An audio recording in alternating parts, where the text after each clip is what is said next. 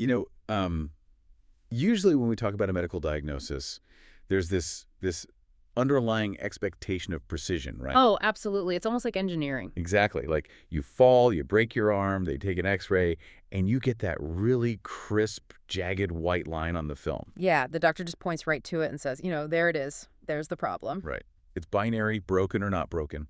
You know exactly what you're dealing with. And there's something, I don't know, deeply comforting about that. Because we naturally gravitate toward things that are visible. We do. We like to see the problem so we can apply the exact right fix. But the moment you pivot away from the physical body and you step into the world of our daily internal lives, our spiritual health, our emotional resilience, that X-ray machine is just completely useless. Yeah, you're suddenly looking at a diagnostic landscape that is entirely invisible. It is the absolute definition of diagnostic muddy waters. Because we're trying to measure our internal health against the sheer noise and exhaustion of modern life. And for you listening right now, I mean, I know you feel this in your bones. Oh, everyone does. Between the endless barrage of notifications, the Slack messages, the relentless professional demands. The economic pressures. Yes. And just the sheer hustle of your daily routine, you're constantly just on. There's no off switch anymore. None at all. And here's the really tough part. In the middle of all that frantic pacing, your faith, your spiritual life, can so easily morph into just another exhausting item on a never-ending to-do list. It stops being a source of rest, and it literally becomes a source of stress. Exactly. It becomes a public performance, Yeah. like a programmed activity, just another box to check so you can feel like you're keeping your life together. Right. You go to the small group, you volunteer for the committee, you post the inspirational quote. But underneath it all, you are just running on fumes. Which is the exact opposite of what faith was designed to be, honestly. Right. When spirituality becomes merely a schedule of activities, it turns into this massive output of energy rather than an intake of life. You're constantly exhaling, but you never actually stop to take a breath in. And eventually you just collapse. Exactly. So how do we fix the invisible? I mean, that is the exact tension we're exploring in today's deep dive. And we have a fascinating mission today. We really do. We are peeling back the layers on a devotional classic from the early 20th century. It's by a Scottish minister named David McIntyre, and it's called The Hidden Life of Prayer. Such a powerful book. It is. And our goal here is to figure out how stepping completely away from the noise and embracing a radically hidden habit can entirely transform your daily walk. We're going to look at how you can deepen your faith without needing a theology degree, Right, without learning a bunch of academic jargon. Exactly. And how you can find a profound, everyday love for Christ that actually sustains you. So, set the stage for us a bit. Yeah. Where does this book even come from? Well, the historical context of McIntyre's work is vital here.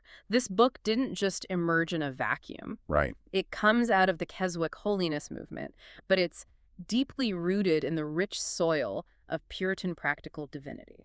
Okay, so translate that out of textbook speak for us. What does that actually mean for the listener? Yeah, fair enough. Basically, these were traditions that believed theology wasn't just for dusty libraries or academic debates. It wasn't just head knowledge. Exactly. They believed the grace of God was meant to be ruthlessly and practically applied to the deepest, darkest, most hidden corners of your own heart. They were totally obsessed with the reality of the internal life. I love that. So what McIntyre offers us is this incredibly powerful corrective to our modern, pragmatic, program-driven world. So we're going to extract the absolute most vital, life-giving insights from this text, really just to help you rebuild the interior architecture of your soul. The interior architecture of the soul. I love thinking about it in those terms. Well, visually, it always reminds me of a massive ocean liner. Like, think of a cruise ship. Okay, I'm with you. You've got the decks, the swimming pools, the passengers, the restaurants, the observation points, all of the visible stuff that everyone takes pictures of, right? Right, the stuff you put on Instagram. Exactly. But way down below, completely hidden from the sunlight and the passengers, behind these locked steel doors, is the engine room. Yeah. It's loud, it's hot, and literally nobody on the Lido deck is thinking about it. Yeah. But if that engine room stops, The music stops. the lights go out, the whole massive, beautiful ship just goes completely dead in the water. That analogy hits the nail on the head. The secret place, the hidden life, is the engine room. Yeah. It's not an escape from reality, which is how, honestly, a lot of people view quiet time or meditation. They see it as a retreat from the real work, right? Exactly. But Macintyre is saying the exact opposite. The hidden life is the place where the energy for reality is actually generated. That makes so much sense. His entire central thesis, which is the foundation of everything we're discussing today, is anchored in a very specific instruction from Jesus. Which is in the Gospel of Matthew, right? Right, Matthew chapter 6, verse 6. Jesus says, "But when you pray, go into your room and shut the door and pray to your Father who is in secret." Let's just hover over that for a second, because Macintyre is arguing that true spiritual power, the kind of endurance and joy that doesn't just evaporate when you have a bad day at work, Yeah, that power only develops away from public view. it has to. The deepest spiritual growth occurs exclusively in private communion.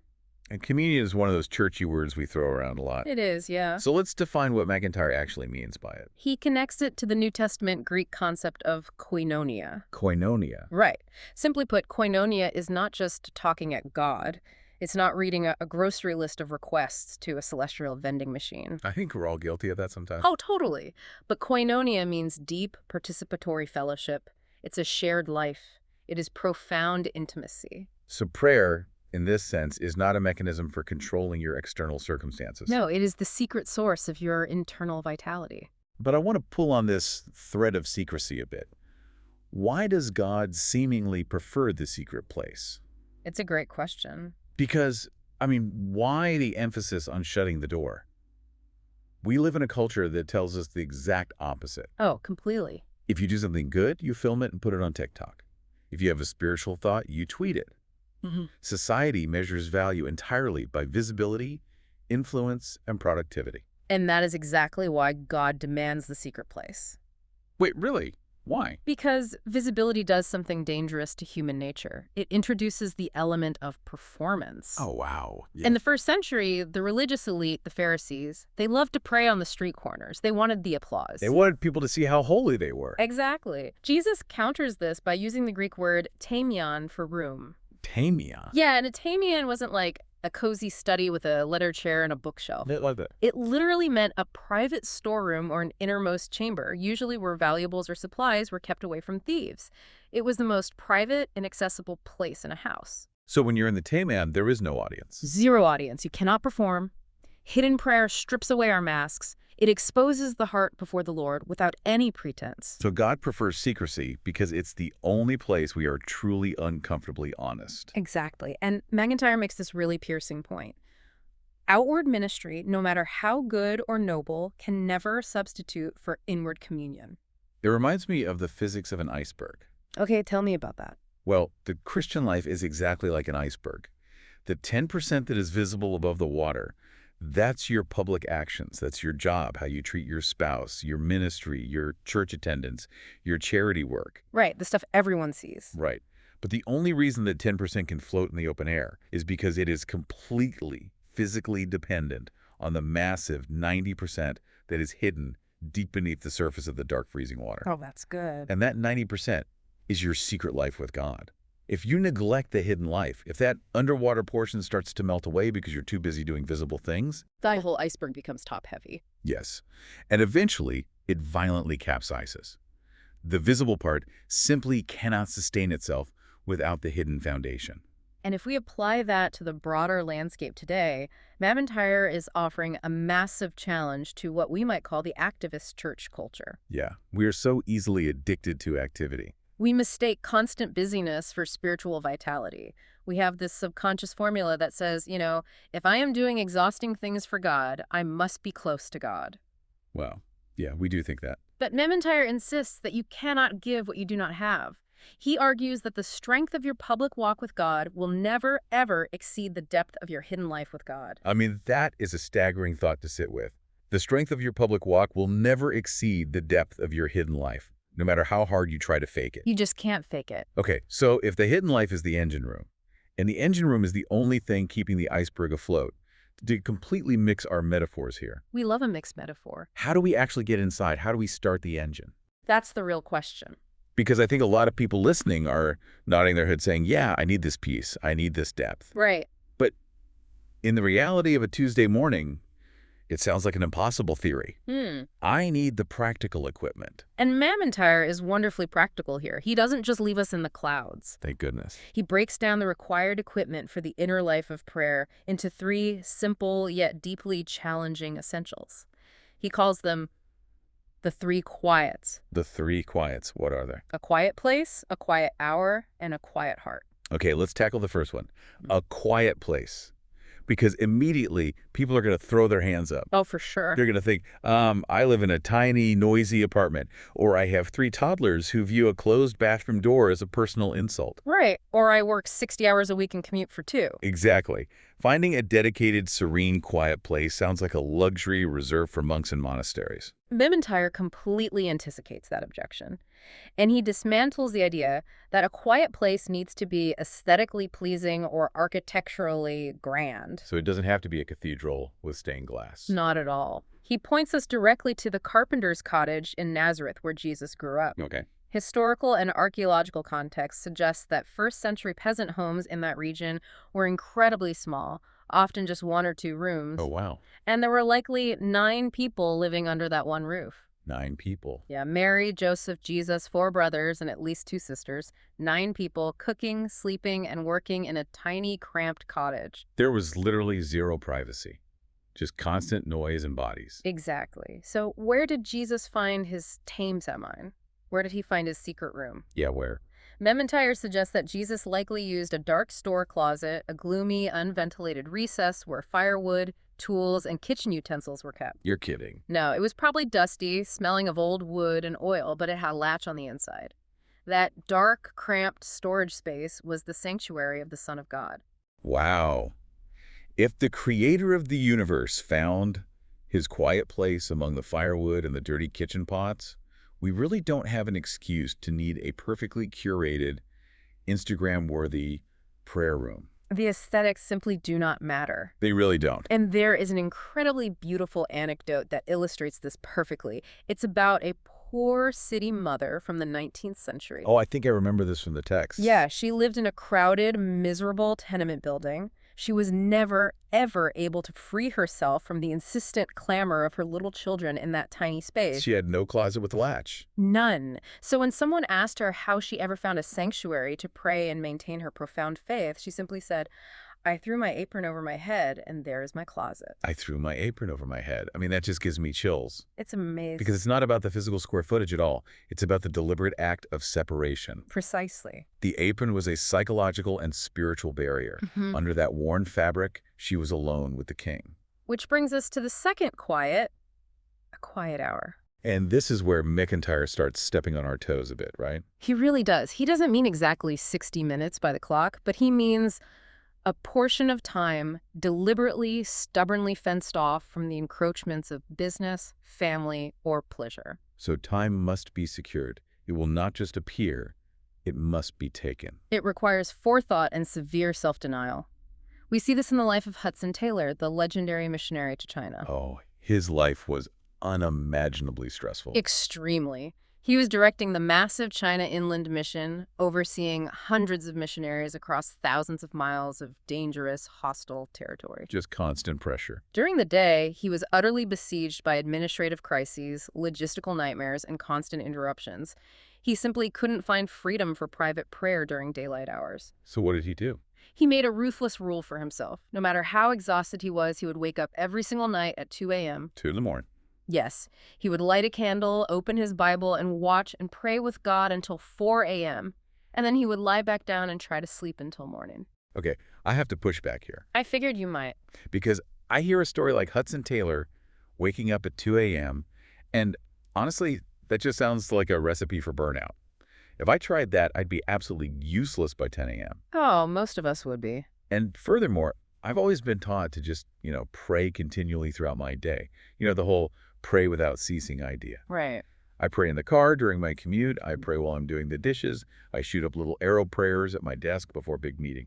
Isn't that enough? It's the most natural objection in the modern world. Why do I need a specific, isolated, fenced-off time that requires me to lose sleep? Doesn't demanding a quiet hour turn a relationship back into a legalistic chore? We love multitasking, right? We think, I can commune with God while I answer emails. Exactly. But Matthias addresses this distinction head on. He agrees wholeheartedly that we absolutely need unbroken communion. The habit of continual conversational prayer throughout your day is vital. Okay. But he looks at the life of Jesus to show why it isn't enough on its own. How so? Think about Jesus. He had perfect, unclouded, unbroken communion with the Father. His entire existence was a continuous prayer. Right. Yet we read repeatedly in the Gospels, especially in Luke, that it was his habit to specifically, intentionally withdraw himself into the wilderness to pray. Even though he was perfectly connected already. Exactly. He was thronged by crowds, he was healing people, he was doing massive public ministry. He was so busy, he didn't even have leisure to eat a meal. But he still abandoned the crowds to be alone. Wow. McIntyre argues that the isolated quiet hour is the fountainhead. It is the reservoir. It feeds the fresh springs of devotion that flow through the rest of the day. Ah, so it's about supply. Yes. You can't sip from a cup all day if you never stop to fill it up in the morning. That's a great way to put it. If you don't have the isolated time to fill the reservoir, your praying continually while doing the dishes will eventually just run dry. It stops being a genuine conversation and becomes a formal, empty habit. You are just talking to yourself while holding a sponge. Precisely. The hidden hour supplies the grace for the public hours. So for you listening right now, this doesn't necessarily mean adopting Hudson Taylor's 2 a.m. vigil. Thank goodness. Right.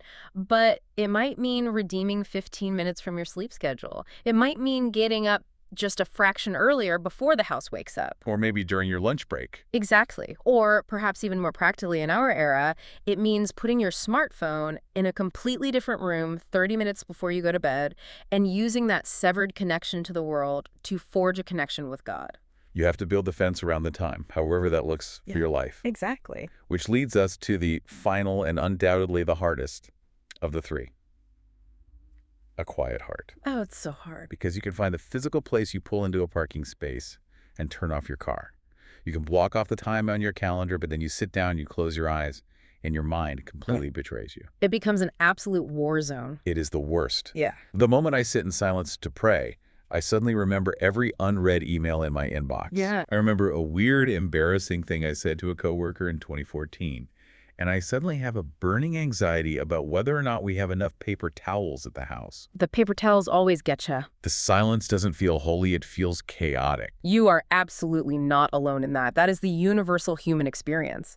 McIntyre quotes the great Puritan writer John Bunyan, the author of The Pilgrim's Progress, who captures this psychological reality perfectly. What does Bunyan say? He talks about the starting holes and back lanes that the heart slips down to avoid the presence of God. Starting holes? Yeah, think of a rat in a maze constantly darting downside alleys to escape capture. That is our mind. Wow, that is too accurate. Stilling the mind is an arduous, exhausting task because prayer, as McIntyre frames it, drawing on these older writers, is actually a form of spiritual warfare. So we are spiritually hindered. Yes. There is a deeply ingrained noise in our souls that actively resists the silence of God. Okay, so we've got our quiet place, whether it's an apron or a parked car. We've fought for our fenced-off quiet hour, and we are wrestling our chaotic, distracted, quiet heart into some semblance of submission. Right. We are in the room, the door is shut. Now what? How do we actually direct our minds once we are in there? Because just sitting there trying not to think about paper towels isn't prayer. No, it really isn't. McIntyre outlines 3 essential postures for directing the mind once you are in the secret place. Realizing God's presence, total honesty, and faith. Let's look at the first one. Realizing the presence. Before you speak a single syllable, before you ask for anything or confess anything, you must recognize that God is actually in the room with you. That changes the atmosphere immediately. It does. McIntyre references Brother Lawrence, a 17th century monk who famously wrote a small book called The Practice of the Presence of God. A classic. Yeah. Brother Lawrence used this incredibly vivid analogy. He said that when he came to his time of prayer, he considered himself as a piece of rough, unhewn stone sitting before a master carver. Oh, I love that imagery. He wouldn't scramble to do anything. He would simply present his rough edges to God and desire him to form his perfect image in his soul. It's like sitting by a fire, when you're freezing cold. Okay, yeah. You don't have to do anything to get warm. You don't have to perform for the fire. You just have to sit close enough to it, and the heat naturally transfers to you. You are just letting the carver look at the stone. Exactly. It's an act of silent adoration and yielding. You aren't rushing in with a frantic list of demands. You are taking a deliberate moment to calibrate your soul to the reality of who is in the room with you. And that naturally bleeds into the second posture, which I honestly think might be the most liberating part of this entire book for anyone listening. Total honesty. Yes. It is incredibly liberating because it shatters our preconceived notions of what religion is supposed to sound like. We do have this weird script in our heads. We do. When we approach God, we often carry this subconscious belief that we need to use a special holy vocabulary. We think we need to sound like an Elizabethan poet. Right. We think our words must outrun our actual feelings to be acceptable, that we have to pretend to be more sanctified than we actually are. But McIntyre says otherwise. He insists that God requires us to be perfectly frank. The secret place is a sanctuary precisely because it is the one place in the universe where the soul encounters God without pretense. So God allows us to say absolutely anything so long as we say it directly to him. Yes. Look at the prophet Jeremiah. In Jeremiah chapter 20, he is in the middle of this horrific season. His ministry is failing. He's being mocked. His life has just become a nightmare. What does he do? Well, he doesn't go to God and say, Lord, I trust your sovereign plan in this difficult season. No. He cries out, Oh Lord, thou hast deceived me, and I was deceived. I mean, stop and think about that. That is a shocking, borderline, blasphemous thing to say to the creator of the universe. It is. You lied to me. You tricked me. It is terrifyingly bold. But McIntyre points out the crucial lesson here. Jeremiah spoke exactly as he felt. He didn't filter it. He was experiencing profound betrayal, and he didn't hide his anger behind polite, plastic religious phrases. And the remarkable thing is, God didn't strike him down with lightning for it. Wow. God met him in that raw, messy honesty and sustained him. God infinitely prefers our raw, ugly truth over our fake, polished piety. It is exactly like a healthy marriage. Oh, that's a good comparison. Yeah, like if you are furious with your spouse or if you feel deeply hurt by them, it is infinitely better to look them in the eye and express that frustration, even if it's messy, even if it's loud, even if it's irrational. Right. It's way better than giving them the silent treatment while pretending everything is fine. The silent treatment kills intimacy. Polite distance kills a marriage. Absolutely. God wants the messy, angry, confused truth because it's real. He can work with real. And if you pull that thread a little further, this radical honesty also applies not just when we're angry, but when we feel absolutely nothing. Oh, the numbness. Yes. Many believers experience seasons of profound spiritual dryness, a sluggishness or deadness in prayer. Where you sit down in the quiet place and your heart just feels like a cold, heavy stone. You feel no love, no joy, no desire to pray. Exactly. And McIntyre says the absolute worst thing you can do in that moment is fake it. Don't try to artificially whip yourself into an emotional frenzy. Don't manufacture tears. So what do you do when you feel dead inside? When you just feel numb? McIntyre quotes the ancient church martyr, Polycarp. Okay. Polycarp said the only remedy for this sluggish, dead mood is to rekindle our love in the blood of God. Rekindle our love in the blood of God. Yes.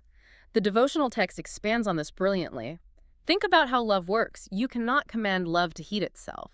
You can't just yell at your heart, feel love. Right. Love only rekindles when it gazes upon its object. If your heart is cold, you don't try to manufacture a feeling. You just go, slowly and honestly, to the cross. Wow. You spend your quiet time simply looking at the wounds of Christ. You remember that he hung there bleeding and suffocating while you were still resistant, distracted, and numb. And slowly, inevitably, the blood that was shed warms whatever it touches. You just sit with your deadness in front of the cross and let the reality of what he did thaw you out. So you don't fix the deadness. You just bring the deadness to the cross. That is so practical. It really is. Okay, so our minds are directed. We've acknowledged his presence. We are being radically honest about our state, even if that state is numb. Now we move into the actual engagement of prayer. Yes, the engagement. And it's fascinating that McIntyre starts this phase not with asking for things, but with worship and confession. Yes, worship is the first distinct act of engagement. But it's vital to understand that worship, in the context of the hidden life, isn't just singing songs or reciting poetry. What is it then? McIntyre divides it into three categories: acknowledging daily mercies, thanksgiving for redemption, and contemplation of the divine perfection. It is the deliberate recognition of the everyday graces that we entirely take for granted. The story of Adoniram Judson really brings this to life in a visceral way. Oh, that story is incredible. Yeah, so Judson was a pioneer missionary in Burma in the early 1800s, and he endured this horrific 21-month imprisonment in the death prison of Ava. Awful conditions. Unimaginable. Yeah. The heat was suffocating. He was bound in heavy iron fetters. At night, the prisoners were strung up on a bamboo pole so their shoulders were barely on the ground, leaving them in agonizing pain. Just torture. He was starved, diseased, and surrounded by death for almost 2 years. Now, later in his life, long after he was released, he was at a dinner party, and some friends were casually debating what the highest form of human happiness was. Like philosophical debates? Right. People were giving philosophical answers, and Judson spoke up and basically said, "You guys have no idea what you're talking about." Yeah. He recalled the exact moment he was finally released from that prison. He was floating down the Irrawaddy River on a cool, moonlit evening. His wife was sitting by his side. His baby was in his arms. And he said, the most delicious, intoxicating thrill of his entire life was simply the act of being free. He said it required 21 months of torture to appreciate it. But the exquisite joy of just breathing free air, of not wearing iron chains, made him understand what heaven might actually be like. What a profound, piercing reminder. Yeah. We so often forget to thank God for the mere joy of living, for the free and healthful use of our physical faculties, for the fact that our lungs can expand without pain. For the fact that we can walk to our kitchen and get a glass of clean water. Exactly. We treat our daily breath as an absolute given, a right, rather than a staggering gift. Worship is the discipline of memory. As Aristotle said, memory is the scribe of the soul. Oh, it's beautiful. When we enter the secret place, we must bring forth the tablets of our memory and forcefully write down the daily mercies. We have to remember we aren't in chains. And from that incredibly high, beautiful peak of worship, Mamintyre moves us straight into confession, which feels like a violent pivot. You are soaring in gratitude, and suddenly you have to look at your sin. But he says confession must be agonizingly specific. Yes, no generalities. We can't just do wholesale blanket confession. Lord, forgive me for being a sinner today. Amen. He says we have to point the finger at specific individual sins. It cannot be vague. He references the Old Testament ritual of the scapegoat. Oh, right. The high priest, Aaron, didn't just wave his hands over the goat. He had to lay his hands on it and verbally confess all the specific iniquities of the people over its head. Specifics matter. Furthermore, if you look at the Hebrew word used for confession in Psalm 51, the word yada, it literally translates to throw stones out or to cast out acknowledgement. To throw stones out. Think about the physical reality of that metaphor. Okay. Carrying unconfessed sin is literally like walking around all day with heavy, jagged, dirty rocks shoved into your pockets. It weighs you down. It ruins the fabric of your life. It makes every step exhausting. That's exactly how it feels. So the act of yada, of specific confession, is the physical, intentional relief of reaching into your pocket, pulling out that specific rock of jealousy or that specific rock of lust or that specific rock of pride. Naming it. Naming it out loud and throwing it down on the floor to the secret place. You have to empty your pockets one rock at a time. Yes, and the relief of the empty pocket is profound. But Mamintyre goes even deeper into the uncomfortable territory here. Even deeper. He says we must not only confess our specific actions, the rocks we picked up today, but we must also acknowledge our inbred sinfulness. Oh, wow. What the Apostle Paul calls the body of death, our deep native foundational depravity. We have to admit that the factory that produces the rocks is broken. But hold on. If I spend my precious quiet time staring deeply at my own foundational depravity, pulling out all my darkest flaws and just staring at how broken the factory is, won't that just make me incredibly depressed? Well, yes. How does focusing on my own wretchedness inspire a profound love for Christ? It sounds like a recipe for self-loathing. It absolutely would be a recipe for misery, and it would be spiritually dangerous if we stopped there. Okay, good. But Mamintyre provides a crucial theological safeguard. The expert believers of the past, the Puritans, knew that you never, ever look at your sin without immediately, in the exact same breath, looking at the cross. That balance is key. He quotes the Scottish Covenanter Samuel Rutherford, who had this beautiful phrase. He said, "There is no law music in heaven. All their song is worthy is the Lamb. No law music. The fouler the error, the ampler the praises of him who pardoned all." Heaven isn't singing about the rules we broke or how bad we were. They are exclusively singing about the Lamb who fixed it. Exactly. You don't look at your deep sin to wallow in shame or to beat yourself up. You look at your sin to measure the sheer, staggering size of the grace that has already forgiven it. Confession is simply the act of making room for grace. Yes. If you don't know how deep and dark the stain went into the fabric, you will never truly celebrate the miraculous power of the bleach that removed it. A small view of your sin will always result in a small, boring view of Jesus.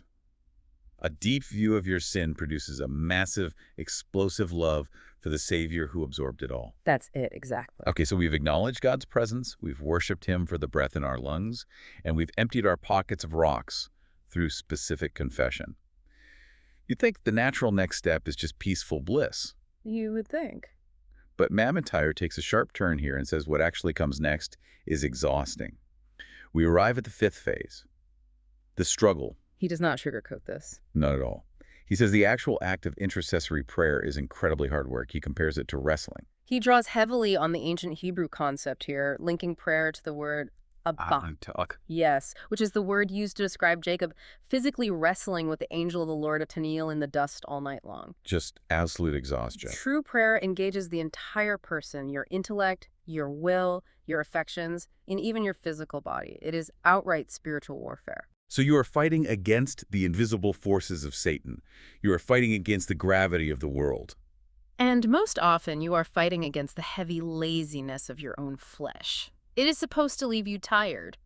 So when we get to the point of making requests, our actual petitions for our families, our world, our own lives, McIntyre says they have to be marked by importunity. That's a great, heavy, old word. It essentially means shameless persistence, right? Yes, he takes the Greek concept of anaideia from Luke 11. It's the parable Jesus told of the friend who comes knocking on a door at midnight asking for bread, and he just will not stop knocking until the door is opened. A stubborn refusal to take silence for an answer. Exactly. But here is where McIntyre introduces what I consider the most profound theological concept in the entire book. Oh, I know what you're going to say. He wants to explain how this exhausting wrestling actually works in the spiritual realm. He calls the believer's prayer of faith a middle term. A middle term. So you're saying our prayer isn't the starting point and it isn't the ending point, but we are just caught somewhere in the middle of a process that is already happening. That is precisely it. It is a staggering Trinitarian reality. Break that down for us. In Romans chapter 8, the Apostle Paul writes that the Holy Spirit dwells within us and groans with unutterable groanings. The Spirit knows the mind of God perfectly. So the Holy Spirit is the intercessor within. Exactly. Then, if you look at the book of Hebrews, we read that the resurrected Christ is seated at the right hand of the Father, ever living to make intercession for us. So he is the intercessor above. Right. McIntyre says that the believer, wrestling in the secret place, is simply the middle term between the perfect intercession of the Spirit within and the perfect intercession of the Son above. This completely changes how I view the pressure of prayer. How so? Well, think about how electricity works. Let's say you, the believer, are a length of copper wire. When you go into the secret place, you don't have to desperately try to generate the electricity yourself. That's the Holy Spirit's groanings within you. He is the power source. And you aren't the appliance doing the final miraculous work to change the world. That's Christ presenting the request perfectly to the Father. You just have to be the willing conduit. And what's really striking about that is the freedom it brings. Total freedom. The wire doesn't have to worry about whether its prayers sound eloquent or if it used the right theological terms. The copper wire doesn't care what the electricity looks like. It just carries You it. take the groanings of the Spirit, even if they just come out of you as clumsy words, heavy sighs, or literal tears. And Christ takes them, purifies them, and presents them as his own perfect request. You are never alone in the secret place. You are entirely surrounded by divine assistance. It's beautiful. When you sit there and think, I don't know how to pray for this cancer diagnosis, the Spirit is already praying. When you think, my prayers are pathetic and weak, Christ is already making them worthy. Your only job, your only responsibility in the struggle is just to stay in the room. Just stay connected to the circuit. And when believers grasp this, when they endure the wrestling and just stay on the mat, the results can be world-altering. Look at the story of Christmas Evans. Yes, Christmas Evans was a legendary Welsh preacher in the 18th and 19th centuries. Right. He went through a severe, agonizing eclipse of faith. He felt completely dead inside. He described himself as feeling like Lazarus 4 days dead in the tomb. Wow, just complete spiritual death. He had no power, no joy, no connection. But he didn't quit. He went up on the Caerphilly Mountain alone and he just poured his heart out. He wrestled. He acted as the copper wire. He stayed on the circuit. He stayed there for hours, agonizing in prayer, and suddenly the spirit of prayer fell upon him again. The connection was restored. And what happened? He came down from that mountain and sparked a massive spiritual revival that swept through Wales. He didn't work himself into it. He just stayed on the mountain until the circuit was completed. Which brings us to the ultimate question for the listener. Wrestling is exhausting. Waking up early, fighting distraction, staying on the mountain, facing the reality of our darkest sins, it is hard work. It's very hard. So what is the payoff? Why do this? This leads us to our final segment, the reward. McIntyre defines the reward of the secret place into two categories, hidden riches and open recompense. The hidden riches are the internal transformations. The first profound reward of the secret place is a singular serenity of spirit. Serenity. McIntyre uses a phrase from the German theologian Bengel. You become a recollected soul. A recollected soul. What does that feel like? When you spend deep, consistent time looking into the quiet eyes of God, the frantic tremors of your own spirit are finally stilled. The storms of life may rage violently beneath your feet. You might lose your job. You might face illness, but the sky above you is clear blue. You were transformed. Holiness is actually wrought into your character. You begin to instinctively rule your life according to the will of God because you've absorbed his character by simply being in his presence. It's the engine room making the ship move smoothly through the hurricane. Exactly. But it's not just internal peace. As beautiful as that is, McIntyre firmly believes that prayer shifts external reality. He calls this the open recompense. He believes that God actually answers. He is unyielding on this point. He believes that hidden prayer literally moves the hand of God in human history. And the historical examples we have from the tradition he writes in are undeniably potent. Consider Dr. August Frank in Germany. Oh, the orphanages. Yeah, he founded these massive orphanages in Halle in the late 1600s. One day, he found himself entirely out of funds, needing a very large, specific sum of money, 100 crowns, to feed the children. And he didn't launch a fundraising campaign. No. He went into his room, he shut the door, and he prayed. But his heart was so full of the hidden riches that he ended up just praising God for his goodness, almost forgetting the money. That's amazing. He walks out of his tamion, and a person is standing at the door with a donation of exactly 150 crowns. Or look at George Mueller in Bristol. His story is mind-boggling for a modern person. It really is. He ran massive orphanages for decades in the 1800s, caring for over 10,000 orphans in his lifetime. And his foundational, non-negotiable rule was that he would rely solely on prayer. Solely on prayer. He never, not once, asked anyone for money.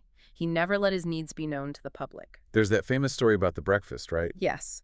The orphans are sitting at the tables with empty plates and empty cups. There is zero food in the building. Mueller gives thanks for the breakfast that isn't there yet. Talk about faith. He says amen, and a knock comes at the door. It's the local baker who couldn't sleep at 2 a.m. and felt compelled to bake 3 batches of bread. Just out of nowhere. A few minutes later, another knock. A milk cart broke down right in front of the orphanage, and the milkman offered them all the milk so it wouldn't spoil. Wow. In all those decades of feeding thousands of orphans, the historical record shows the only inconvenience they ever suffered was that dinner was half an hour late one single time. That is staggering. Because Mueller fought the battle in the secret place, God moved the external resources of the physical world. And we cannot talk about the power of hidden prayer without mentioning David Livingstone. No, absolutely not. Livingstone didn't just physically explore the interior of Africa. He fought for it spiritually.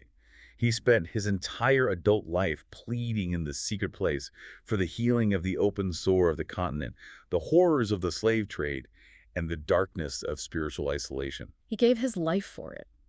Literally. He physically died on his knees in a grass hut in a village in Ilala.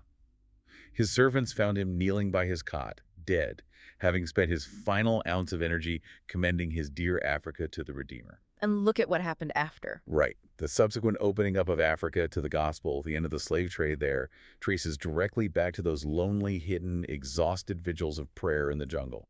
Memantire notes that if an answer to our prayer is delayed, we must not think it is God mocking us or ignoring us. What is it then? A delay is simply God expanding our internal capacity to receive the blessing.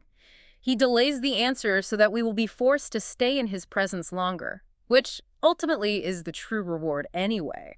When you really sit with these stories, it completely reframes how you view your daily life.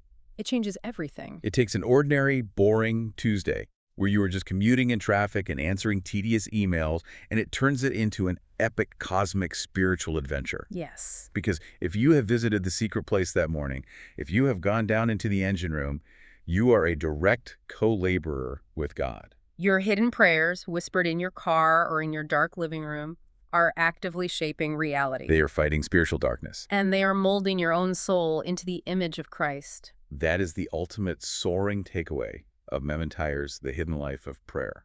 He is teaching us that the secret place is not merely a preparation for the Christian life. It's not just the locker room where you put on your gear before the game. No, it is the Christian life. The quiet place, the quiet hour, and the quiet heart are the essential garrison fare of soldiers living in enemy territory. If we prioritize this hidden communion above all the noisy, visible activism, we will find a deeper, much more resilient love for Christ, far away from the shallow applause of the world. Far away from the applause. Exactly. So as we wrap up this deep dive, I want to leave you with a final, lingering thought to ponder on your own. Okay. We spend so much of our lives, especially today, trying desperately to be seen. We try to make an impact through our careers, our social media presence, our carefully curated public ministries. We want our iceberg to look massive above the water. Exactly. Yeah. But what if the greatest, most eternal impact you will ever have in this world won't happen out there in the light? What if it won't happen on a stage or on a screen? What if the most important thing you ever do happens in a quiet room with the doors shut, where absolutely no one but God can see you? The strength of the visible is entirely, permanently dependent on the depth of the invisible. We started today talking about that broken X-ray machine, the murky, exhausting reality of trying to measure our spiritual lives by what is visible on the surface. Yeah. But maybe the health of the body isn't found on the screen at all. Maybe the true heartbeat is found down in the engine room. So today, whatever it looks like for you, find your apron. Find your dark closet. Shut the door. And just see what happens when you finally start the engine.